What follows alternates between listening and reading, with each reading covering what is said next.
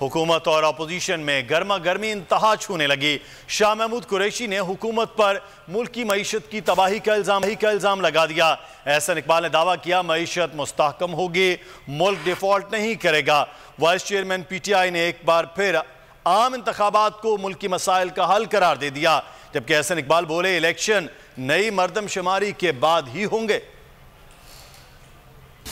डूब जाए, इन्हें कोई सरोकार नहीं।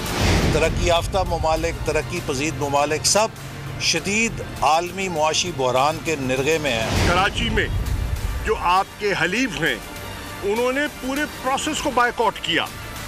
आप देख रहे हैं कि वहाँ किस किस्म का इलेक्शन कराया गया। Next election should be on the basis of new census, और नया सेंसस जो है इस वक्त उस पर काम शुरू हो चुका है। तहरीक इंसाफ तसलसल से अपने मौके पर कायम है। यकनुकाती एजेंडा है नए इंतखाबात। हम चाहते हैं अवाम फैसला करे।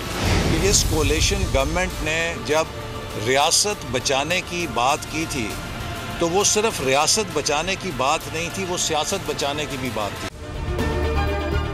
अगर ये वीडियो आपको पसंद आई है तो हमारे चैनल को सब्सक्राइब कीजिए और बेल आइकॉन को क्लिक कीजिए। 2022 बहुत सारे तोहफे भी देके गया पाकिस्तान की आवाम को। पाकिस्तान की आवाम को एक तोहफा ये दिया कि आवाम को पता चल गया कि पाकिस्तान का मीडिया क्या है। साल 2022 में सबसे ज्यादा देखे जाने वाला चैनल बोल न्यूज रहा नंबर 1। हमने बहुत सारे शोज और ट्रांसमिशंस की। पूरा साल मुसलसल जदोजहद में निकल गया कि ये वोट ऑफ कॉन्फिडेंस के पीछे कौन लोग थे।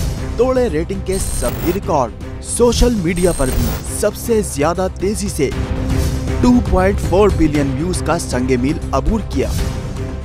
एंकर्स को भी आवाम में सबसे ज्यादा मकबूलियत मिली और सोशल मीडिया पर भी बोल रहा सब पर भारी। सब्सक्राइब करें और बेल दबाएं ताकि कोई खबर रह न जाए।